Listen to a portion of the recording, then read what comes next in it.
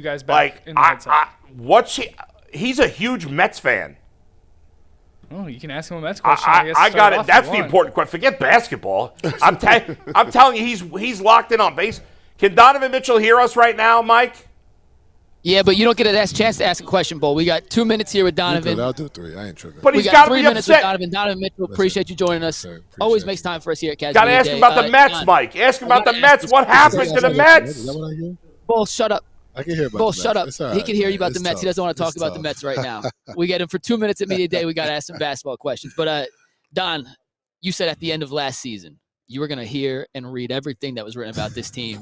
So I'm curious, did anything stick out? What was the most outrageous thing you heard or read about this team following last year's playoff collapse? You know what's funny? I lied. Like, I really thought I'd be in it. Like, oh, I'm all over it.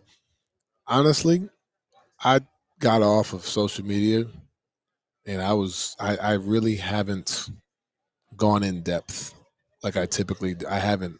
I think for me, what's the saying? I've chose peace. I just feel like for me, I've heard it all.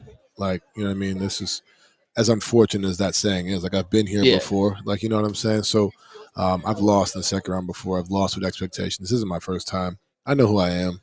You know what I mean? If I'm not, no need to go look for external. There's so much internal motivation that I have right now. I don't even think anything anybody could say would get me to that point. I think for me, it's just like there's so much that I, know that I can accomplish and that we can accomplish that I don't need, First Take, for example, or if you guys are talking shit or excuse me, ESPN Cleveland's talking shit. You're Donovan Mitchell. You can say whatever you got to say. Sorry, I didn't mean to do that. But I think that's that. I don't need that. And I think that's part of the progression. I talked about the mental progression. I think that's part of it. Is like, hey, there's so much here already that I don't need anything else. Kobe and Kenny said last week at their press conference that you are already in midseason form, and they have to actually ramp you down so that you have enough energy to sustain it throughout the season. Yeah. So, now what does midseason form on September 29th look like in your mind? Desperation. I feel like that is where we are at as a group. I feel like it starts with me as a leader. If I come in 10 pounds overweight and trying to play my way into it and do all those different things, what type of tone is that set for the group?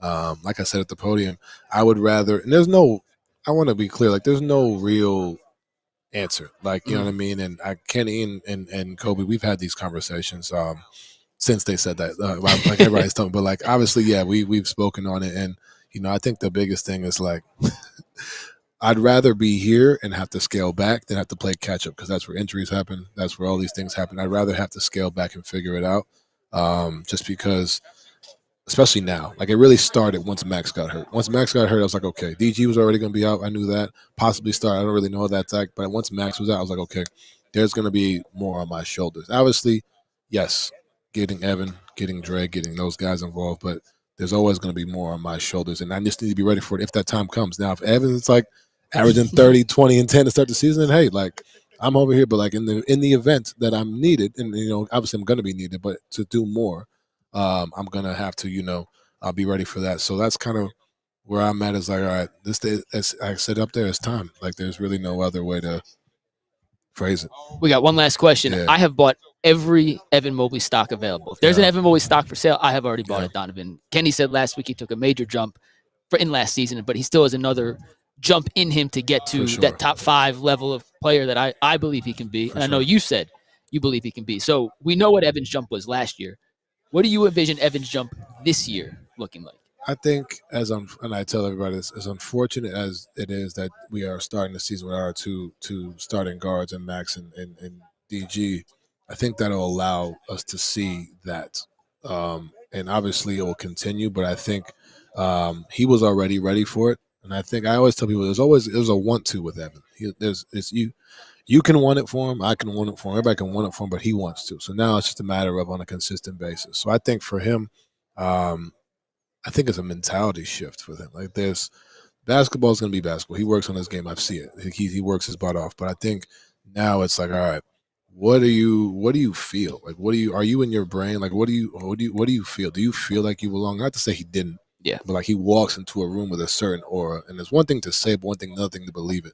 I think now he's starting to believe it. Maybe not fully, but like as you shouldn't at 23 or 12 or young, like 24. 24. Like there's another level to that, but I think he's really starting to scratch that surface, and that's why I believe and we believe. All right, he's here because once you start walking around like you belong, and like having that vibe, and I think obviously. That's getting paid all that money, that's getting the awards, the stuff that help 1,000%. But I think he believes like, yeah, this is who I am. So I'm excited for him. 10 seconds on the Mets real quick. Well, go ahead. The floor is yours. Yeah, 10 seconds. Sometimes you need this to remind yourself how good it is making the playoffs. So I've gotten to that point. You just need to, sometimes you just need to suck, and that's okay. You know what I mean? I love everybody in that locker room, but sometimes you just need to feel that pain. And, when we right the ship, and we will, and then we'll remember moments like this for sure. That is Donovan Mitchell, Cavs superstar. Donovan, appreciate you taking some time, man. Thank you as always. That's Donovan Mitchell. Bull, I asked about the Mets. I got your question. Back to you guys. Good job, Mikey McNuggets. Even though you were rude and told me to shut up, that was inappropriate, but I'll let you get away with it because you were nervous with Donovan Mitchell there. Donovan is so cool, isn't he? Yeah, man. He's the coolest. That's the way to come on here and talk your stuff. Yeah. And understand, because we're going to get on them. I got Donovan Mitchell possibly being MVP. I already said it right now. Yeah. Evan Mobley evolution. But I like the way you embrace that. You know what it is. You know what we were expecting. The second round loss was nasty work. Yeah. We is not looking for no second round loss. And guess what? You're going to look back on this situation and say, you know what? I'm glad they pushed us like that.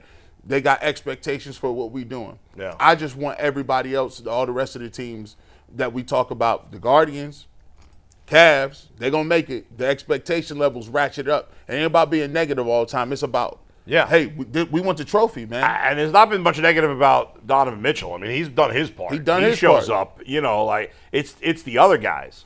Donovan Mitchell's been everything that you could have asked for as a superstar when the Cavs traded for him. He is a great leader. He is unselfish.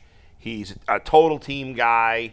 He comes through in the clutch. I blame him zero for their failures. And he has, and I know this ain't what the goal is, but he has a chance to go down as an all-time great Cavalier. Yeah, no doubt. And how tough is that to do if you weren't drafted here?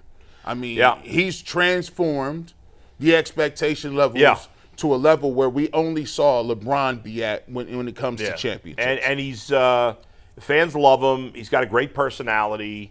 You never know a guy. Like, we don't know him personally. I don't know what he's like. Seems like a really good dude. He gets it. He understands I like that he's, like, into baseball. And I wasn't bringing up the Mets to bust his chops. It was more like, now's your chance to rant about the Mets, right? Joking there in the playoffs. But I know he's a big baseball fan. Even though, listen, and people can't get on him for he's keeping it real. He roots for his team. That's his team. That's fine. of course. I mean, it's not like it's the Yankees. That would bother people more. But it's his people's. Like, yeah. Like, if you're like, come on, man. If Dustin, he's like, yo, I'm gonna watch the Bills game. Yeah, right. I played for him. I can do that.